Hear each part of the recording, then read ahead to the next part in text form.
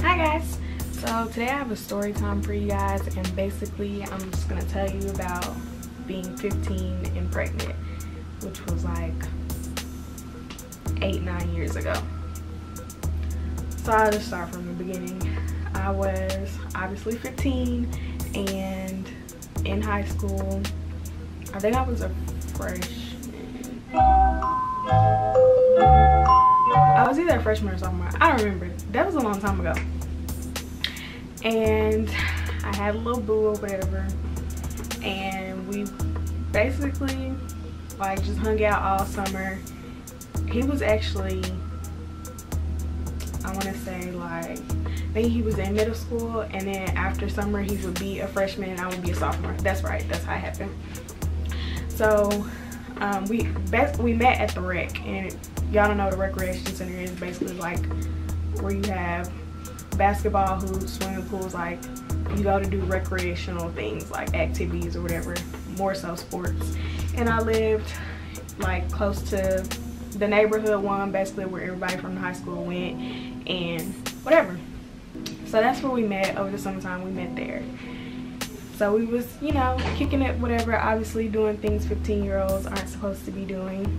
I was pretty much a good 15-year-old, I would say.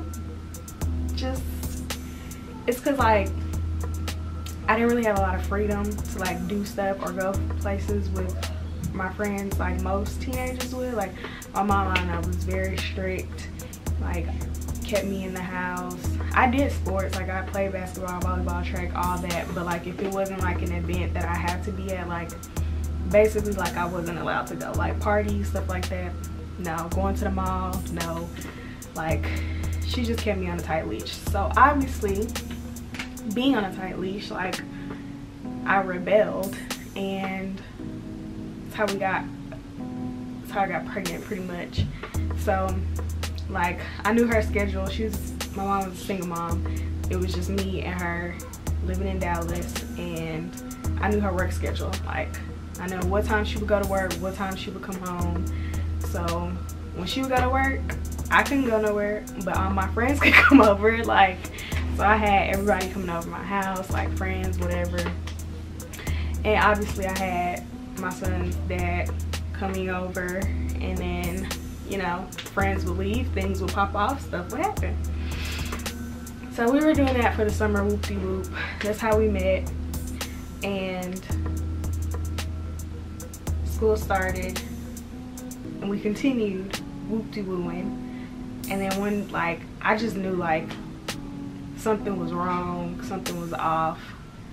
I never took a test myself. I mean, I'm 15, like where am I gonna go? Am I just gonna walk into Walgreens and get a test? No. So basically it was just like, for me, out of sight, out of mind, but I knew something was off, something was wrong. So I basically told him, before I was even sure, I told him, hey, look, I'm pregnant. So I told him, he was like, okay, we'll get through it, yada yada. But obviously that's not the case now. So I still kept it a secret, still continued playing basketball. I mean, I'm 15, like for me it's out of sight, out of mind, like not thinking about it. Like I don't know what I thought maybe like if I didn't tell anybody else, or if I didn't say anything, like it was just gonna go away. Like I don't know what I would have done had my mom not found out, like, and we'll get there to that part. So after I told him, basically like he was still coming to school, but then like I just kind of noticed he stopped and he moved. Like he moved with his dad in a different part of Dallas, and that was just kind of it. So one day there was a storm and the lights in the house went out. Well, actually the whole block's electricity went out. So my mom lit some candles, put them all over the house or whatever. I was getting ready for school. I was showing, when I started showing, I knew I was pregnant, like, and I knew that's when I had started hiding it. So basically I just wore like sweatshirts all the time. I wasn't big, like a sweatshirt covered it, a sweatshirt hit it, I was good. But the day the storm hit, and people at school, like, I don't know, they would ask me and stuff. I guess like at that point Bryce had probably told somebody, and that's how I got out. But like people would ask me and I would deny it, like deny. I was in such denial, y'all, like it's ridiculous. Like, I don't know, I just thought if I didn't come to terms with it, like it would just disappear or whatever. Just the whole situation, not exactly my son. But so anyway, back to the storm. She lit candles or whatever. I was getting ready for school. We had hardwood floor, not hardwood floor, but like tile floor, I guess. And so her room was on one side of the hallway and mine was on the end, and I heard her in her heels coming down, walking down, about to tell me, hey, I'm gonna go to work, yada yada.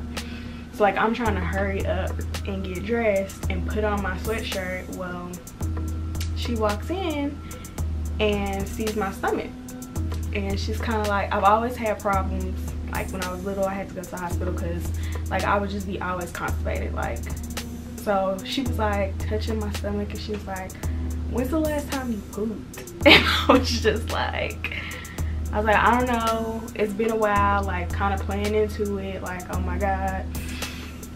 And she was like, well, we need to get you in to see a doctor because that might be built up feces in your stomach.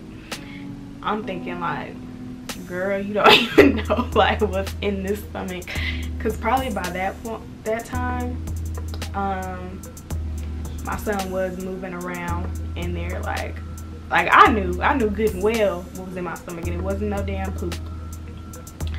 So then she left, she went to work, and she texted me and she was like, have you been having sex? And I text back, no. Like still in denial, still lying. Like that was my way out, to just be like, yes, yeah, I've been doing it, like what we gonna do now? But I didn't, I lied. So I went to school as normal, as usual, like dressing out for basketball, hooping, whatever. And when I came home, she was there. And that was not a part of her schedule. Like, she was never there when I got home from school. She was always at work. So I knew something was up. Walked in the house, she had a pregnancy test on the table. Surprise, motherfucker. And all she did was point at it and tell me to go. And so I went, took the test. I knew what it was gonna say, brought it to her. And that's when like all heck broke loose. Like, she was just like, so I felt such disappointment from her. Like, she took my pictures down in the house. Obviously, you know, black mamas call they friends and aunties and whatever, like whoop-de-woo, she whoop-de-woo, and I'm working, she whoop-de-woo, whatever, you know, you telling folks. And that's just like all a blur. Like, for me, in my memory, like, it wasn't something I wanted to, you know, something I wanted to store or remember forever. You know, certain memories, like you can keep those in your mind, but like all that was a blur. It wasn't like a happy time. It wasn't like, oh my God, she's pregnant, whoop-de-woo. No, I was 15 years old, like, and my mom was a single mom, and like, it was pretty much a slap in the face to her. Like, she out here working and I'm just out here doing stuff I ain't supposed to be doing, basically. So for the longest, and let me tell y'all, she didn't find out until 2 months before I actually had my son. Like, that's how long I hid this from her. Like, we didn't have no time to prepare, to get ready, basically. Like, so after I told her, she was just different, obviously, around me. Like, not really the same. Like, I don't know, I felt like I don't know how I feel, just like somebody, an outsider, I guess.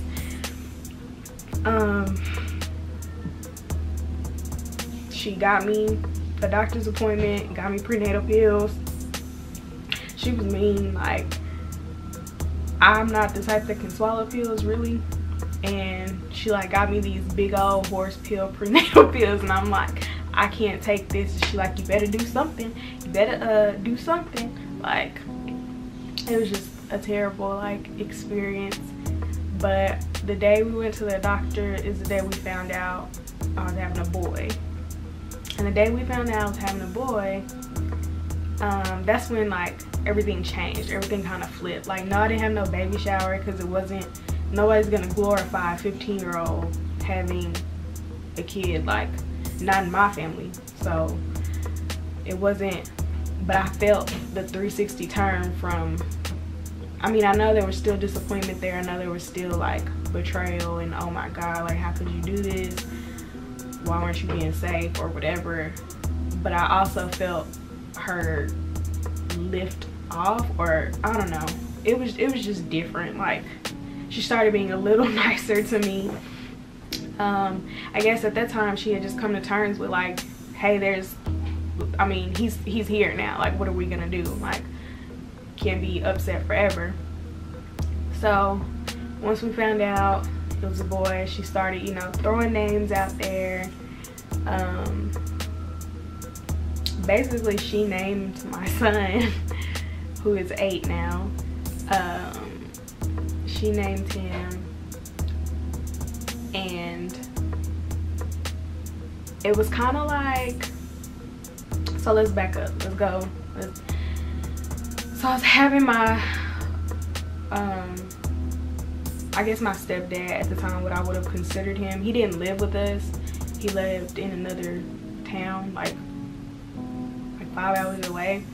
But basically, when she found out, she called him, and he was just like, you're gonna have to quit school, you're gonna have to do this, you're gonna have to get a job, like, your life is over now. Basically just saying all this stuff to me. And none of that really registered for me. Like, I mean, none of that happened. I didn't have to quit school. I didn't have to get a job and just work. Like, so let's talk about delivery wise.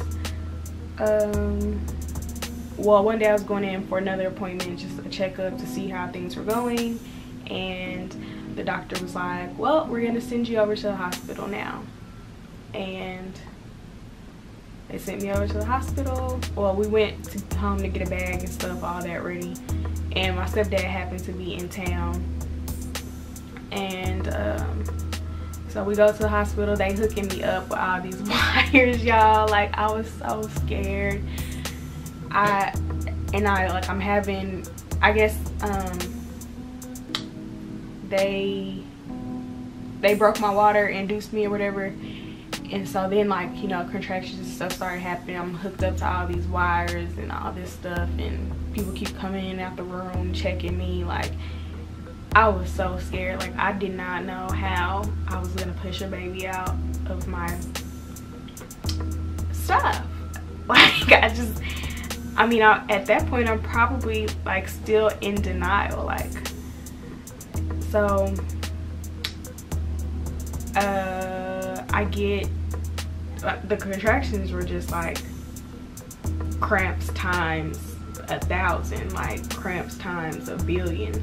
Like, that's basically what, if you want to know what contractions feel like, that's what it feels like. Cramps on steroids, stabbing you in the gut, you getting shanked in prison. Like, that's what contractions are. So, not to scare you or anything, but there you go. So let me think. So basically, it's just a waiting game at that point. Like, we're just waiting for me to dilate or whatever. But I guess I wasn't, and my son's heart rate started going down. So when his heart rate started going down, like, all these nurses and doctors like bust in the room and was like saying all this stuff like, oh my gosh, we got to do emergency C-section. So I mean, I'm just like doing what I'm told at this point. Like, I wasn't the type of teen to be like, no, we're not doing this, or like, that's not what I want. Like, throughout the whole pregnancy, I did as I was told. Like, if I wasn't a golden child before, I was during the pregnancy, because I was still trying to please my mother. So they rolled me out. I got an epidural. They told me to be real still, stuck me in the back. A lot of people say they have back pain. I don't really have back pain. And I mean, my son's 8 now. Like, I don't have any back pain problems. I guess if it's done right, like, you won't have no problems. And not having an epidural was just like not even a part of my mind. Like, yeah, I'm gonna get something. So I got all that. They rolled me into this room that was like literally all white, like all white, all these medical supplies. And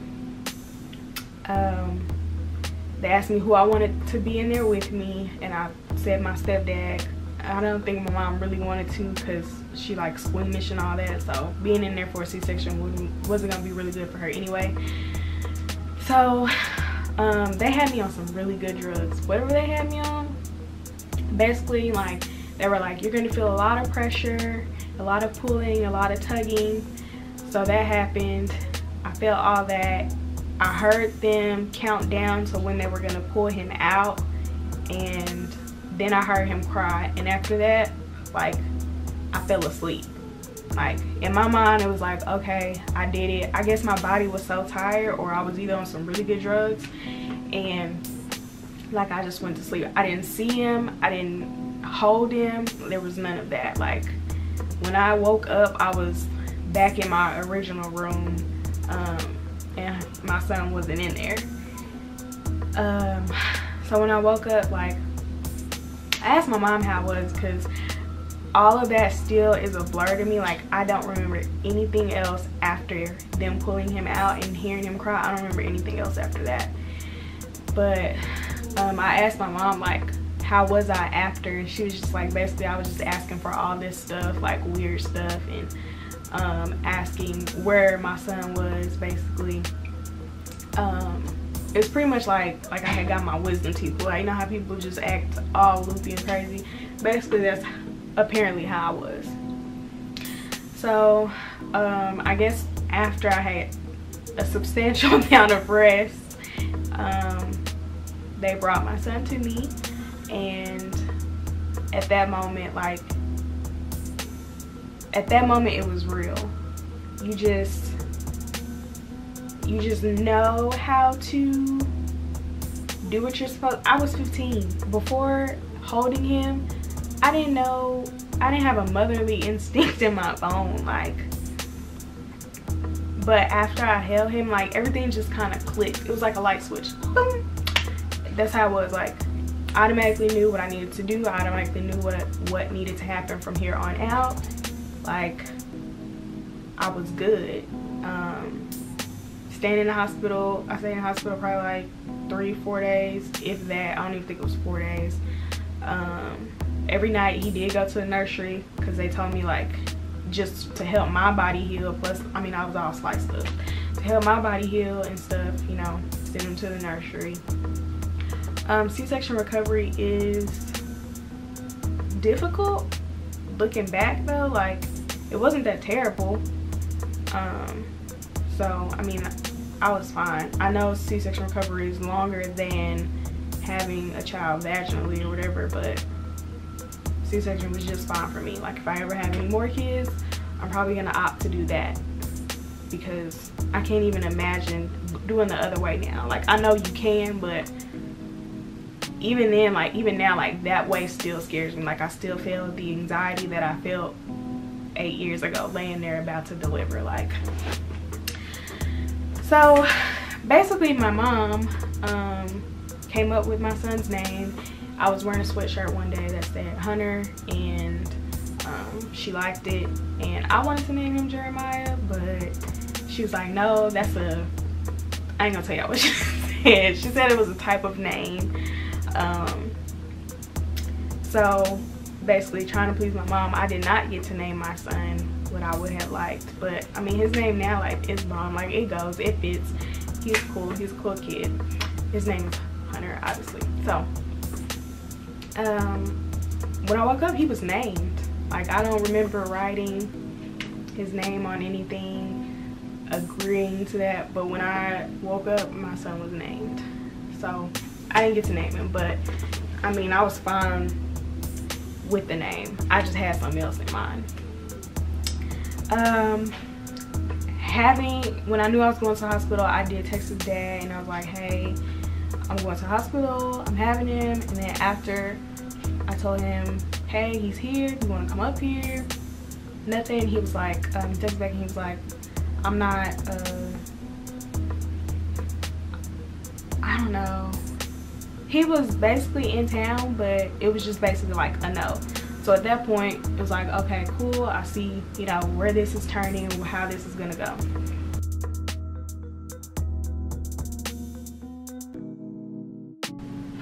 Going home was,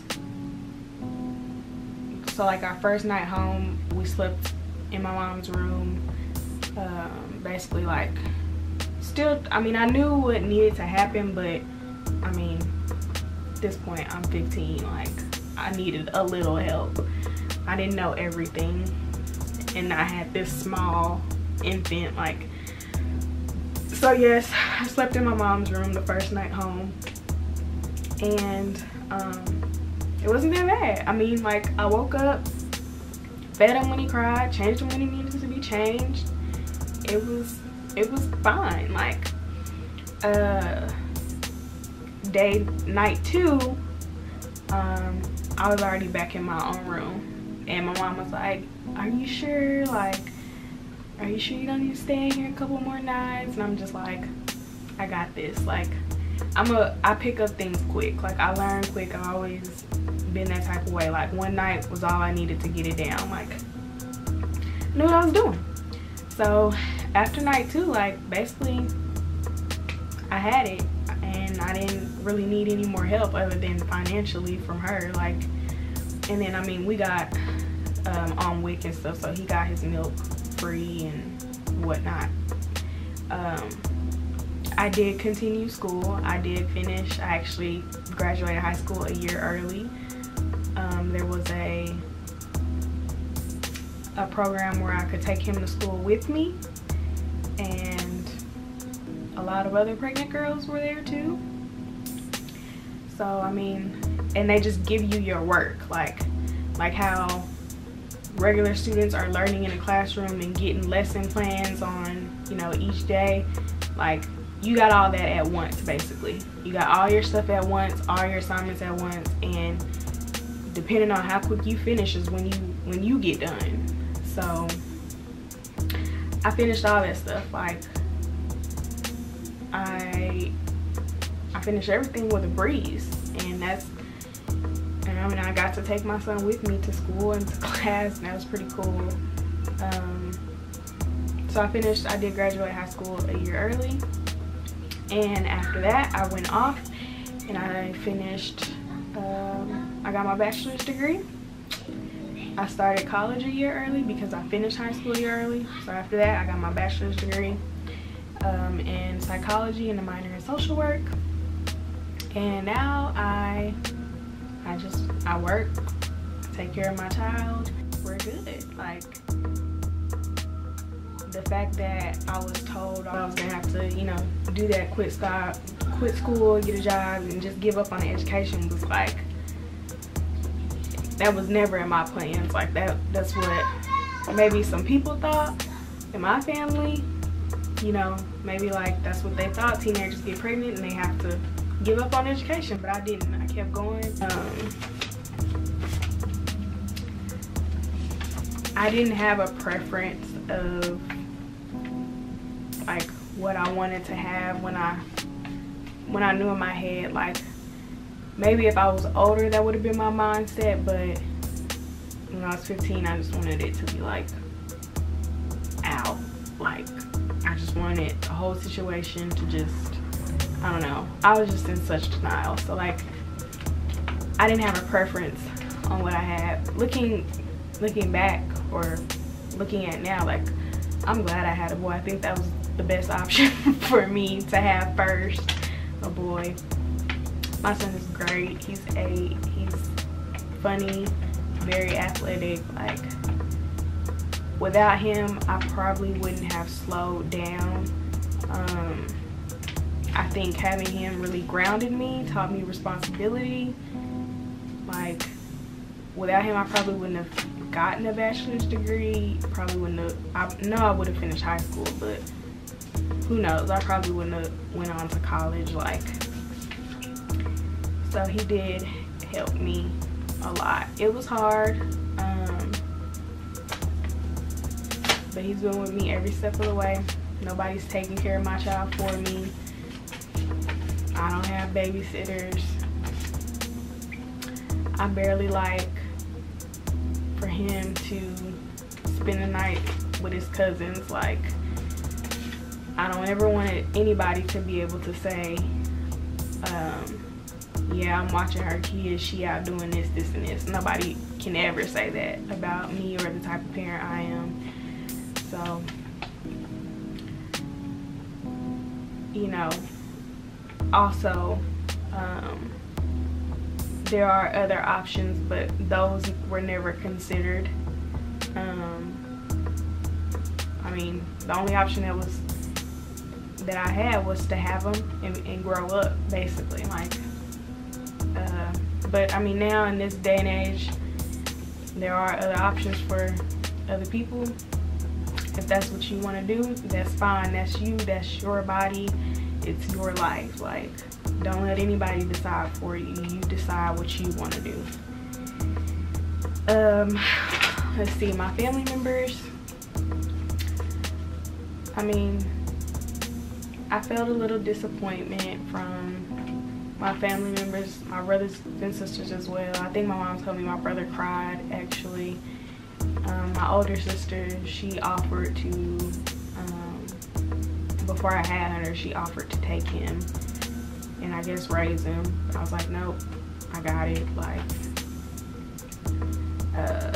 and then my other sister, I mean, she's always just been nothing but supportive. Like, my older sister too, I mean, very supportive. If I'm working, and I'm working late, I can always count on them to pick him up from daycare if I need. Like, so I have a really good support system. I got a really good best friend that I trust.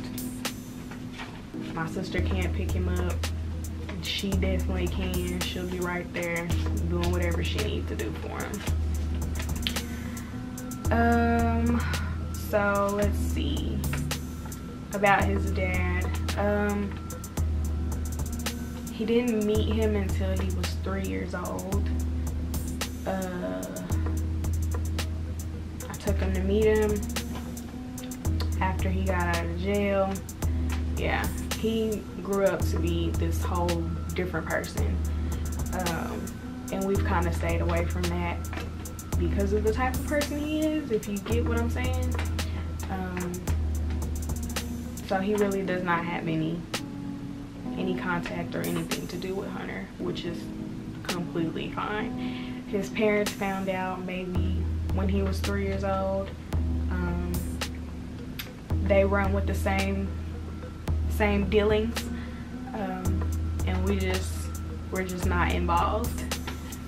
Do I regret it? Obviously no. Like I just said,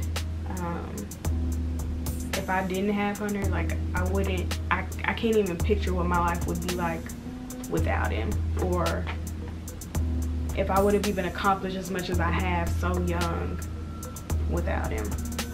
So regret, definitely not. The whole experience was just crazy, and like I said, I felt a lot of disappointment. I felt a lot of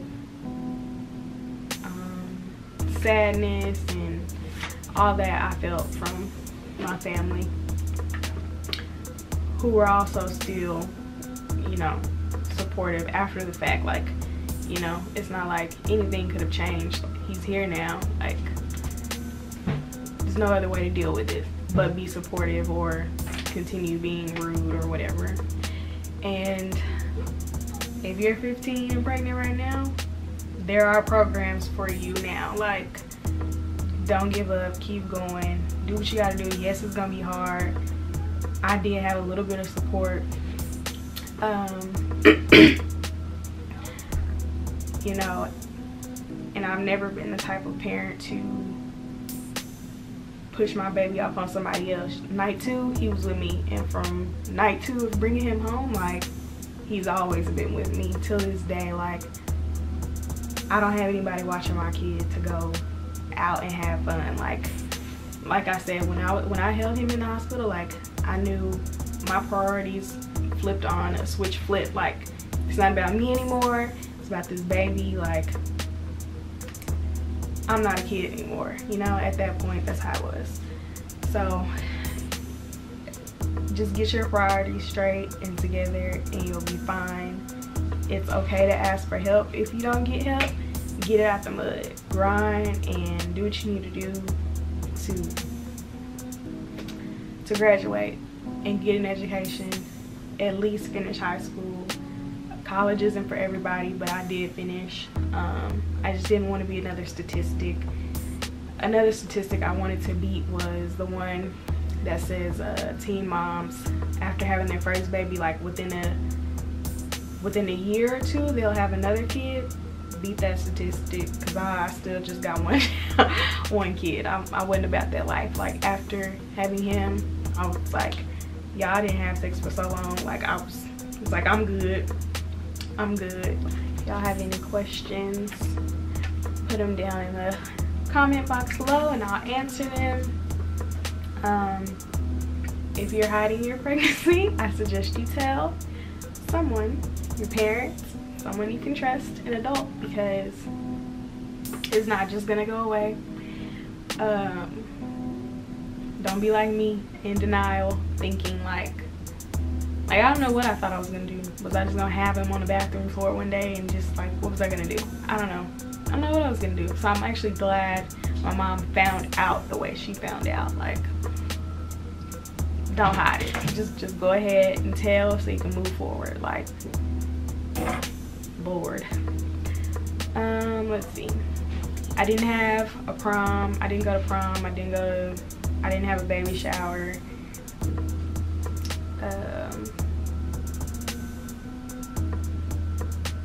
I never had the sex talk, the safe sex talk. We never talked about any of that. Like,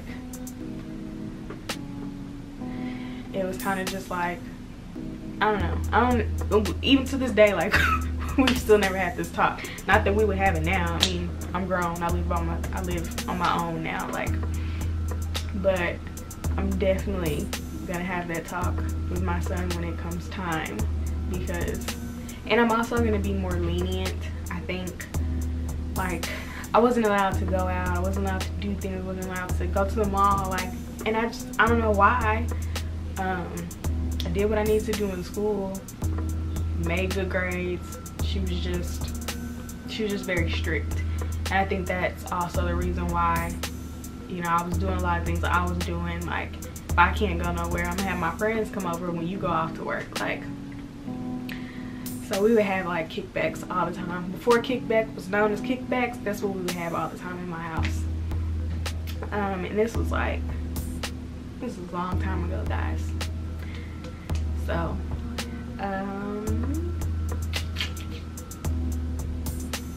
yeah, that's the story. I did run away at one point, and I tried to take the stroller with me, and my mom was like, you leave that stroller here. Like, it was a whole ordeal. I ran away with Hunter, went to my friend's house, called my brother and sister's dad to come get me, and I lived with him for like 2-3 months. and then call my mom to come get me because we had gotten into this huge fight, like fist fight, and this man is like 6'4", 6'3", like that's a whole other story. But yeah, so that's my story. You feel the vibe is contagious. Look in your eyes, it is dangerous. Grateful I had